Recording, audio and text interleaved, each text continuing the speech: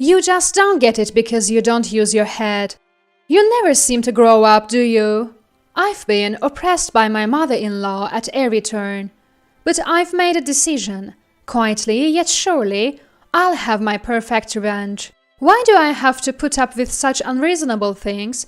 As I prepared a dinner for my mother-in-law that she probably wouldn't eat, I sighed deeply for what felt like the 100th time. My name is Pamela. I just turned 35 yesterday. It was the second birthday in a row where no one celebrated with me. Forgotten by not only my in-laws but also my husband, I had no choice but to celebrate myself. Alone in the bath, I looked at my reflection in the mirror and said, "Happy birthday." How heartbreaking that was. Probably something no one else could understand. The more I thought about it, the more miserable I felt. This wasn't how it was supposed to be. Every day, every hour, I whispered this to myself, reminiscing about the past. Before marrying Timothy, I never imagined I'd have to live with my in-laws. I dreamed of enjoying married life just with Timothy, cooking delicious meals for him every day, keeping the house sparkling for him. And once we had a family, I wanted to go on picnics on weekends. I had so many happy plans. Even if not all were possible, I wanted to create a home as close to my ideal as possible. Then suddenly, everything changed. Timothy's sister, Lisa, who had been living with her parents, was assigned overseas. Following that, her work-focused, career-minded brother-in-law, Anthony and Timothy were called to the family home. For some reason, I was left out. I was shocked by what Timothy said when he returned. "We're moving to my parents' house before Lisa goes to France." What? Wait a minute, what do you mean? I asked in a panic, unable to comprehend his words. It's not hard to understand. Mom's on blood pressure medication, right? There's a risk she could collapse suddenly. We are worried, so we need to move quickly, that's it. Timothy said dismissively, heading straight for the shower. I felt a deep anger hearing his carefree humming through the bathroom door. It was absolutely wrong for him to decide something so important on his own. Hadn't we sworn just 2 weeks ago to support each other? We're not alone anymore. Let's build our home together. Those were the words Timothy himself had said, taking my hand on our wedding day. I couldn't let this life-changing event go unchallenged. After Timothy finished his shower, I approached him. "Hey, Timothy." I called his name as gently as I could, and he turned around in a good mood. "What is it?" "About the move you mentioned earlier." "Yeah, we don't have much time, so please get the paperwork done soon." "No time? How soon are we talking?" Feeling my heart rate increase with anxiety, I clutched my chest. 3 weeks. What? How could he say such a thing so casually? Does Timothy have any idea how long a move usually takes? "Timothy, do you realize there's a contract for the house?" "I don't know. That's why I'm leaving it to you." "You're leaving it all up to me? There's nothing else I can say. I've got work, so please take care of it." "How could you?" I was stunned as Timothy smiled vaguely and shrugged. Not only did he decide something so important on his own, but he also had the audacity to dump everything on me. "What does Anthony say?" "Anthony lives with his wife's family, who are wealthy. It's impossible for him to live with us, so who else but me?" "Are you even considering our life together, Timothy? I can't just accept this all of a sudden." "So what then? Are you saying it doesn't matter what happens as long as we're happy? That being married means we shouldn't worry about our parents or abandon them?" "I didn't go that far. You might as well have. You can say such cold things because they're not your parents." Timothy, pressing me with such pressure, was not receptive to my feelings. "All right, I'll prepare." When I said that, Timothy turned his back on me and turned on the TV. I glared resentfully at the back of Timothy, who seemed satisfied with having overpowered me. I was really busy after that. Canceling the house contract was a hassle, and it cost me in penalties. We are supposed to give a month's notice for cancellation. Despite telling him that, Can't be helped.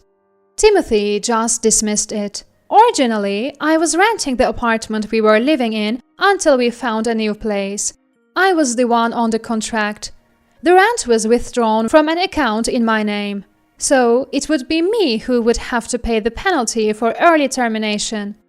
I couldn't believe how Timothy nonchalantly accepted this as if it were inevitable.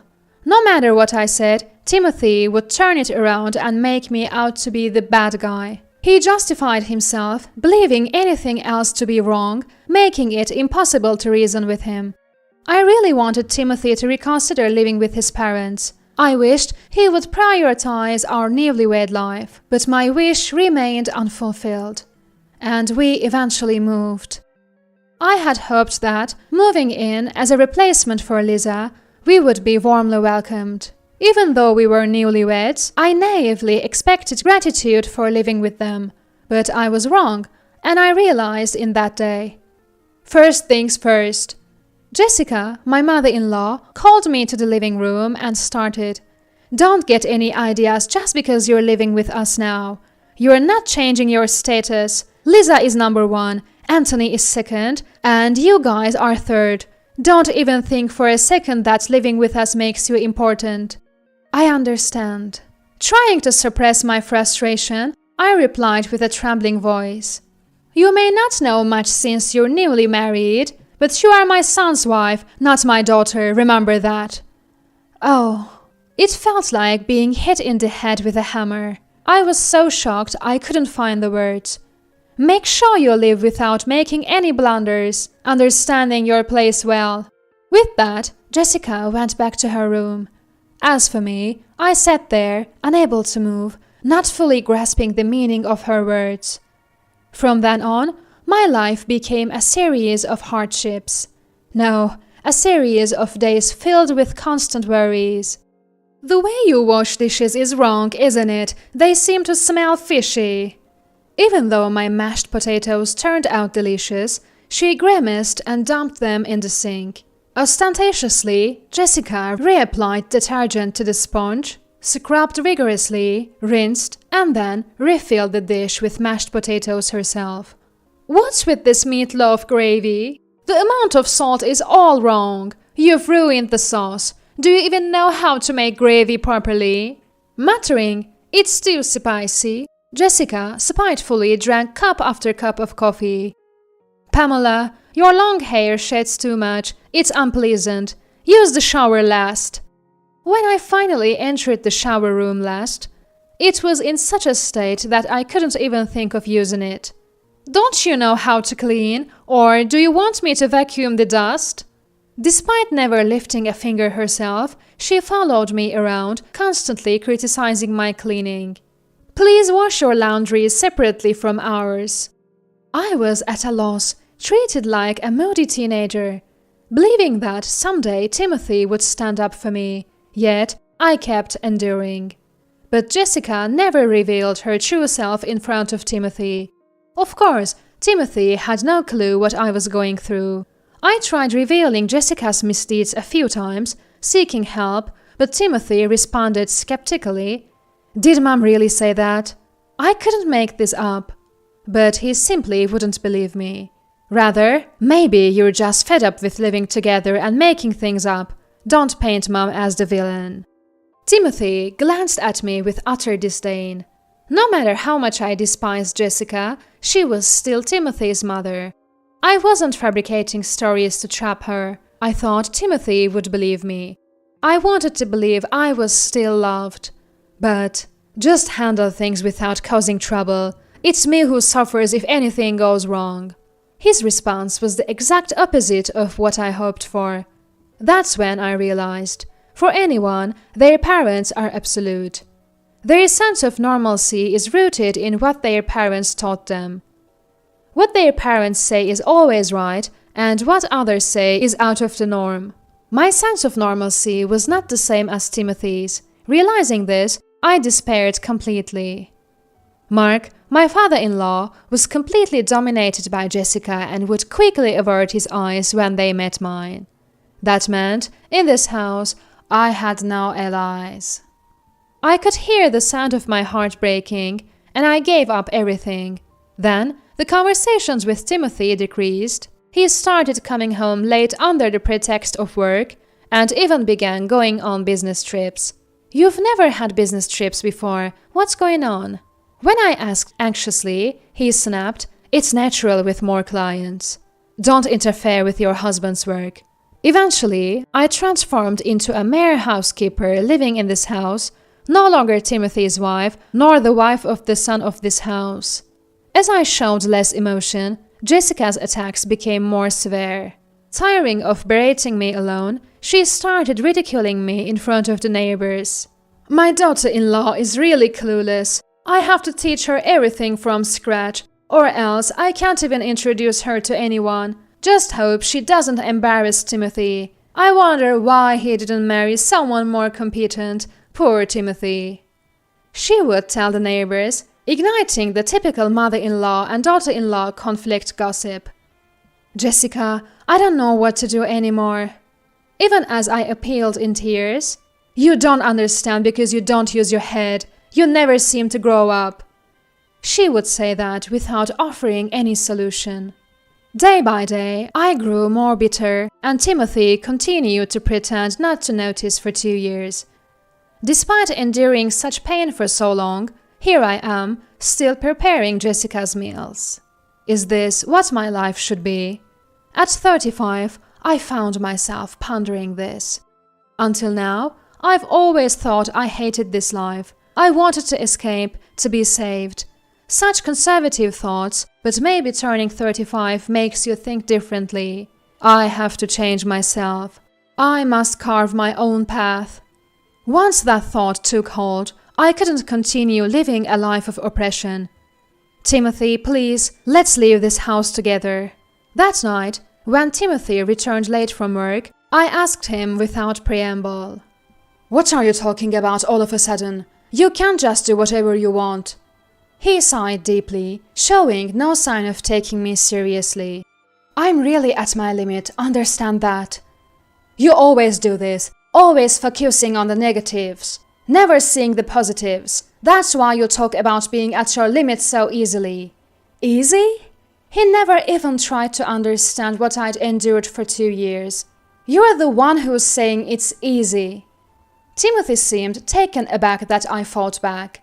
"What the? That's not like you, Pamela." His attempt to soothe me, patting my back while I was visibly angry. "I'll say it again. I'm at my limit in every way. I can't live here anymore. I don't want to live oppressed." All right. I'll protect you from now on." It was clear he was just trying to smooth things over. I wasn't going to let it end ambiguously. "Timothy, listen, okay? I said I've reached my limit, didn't I?"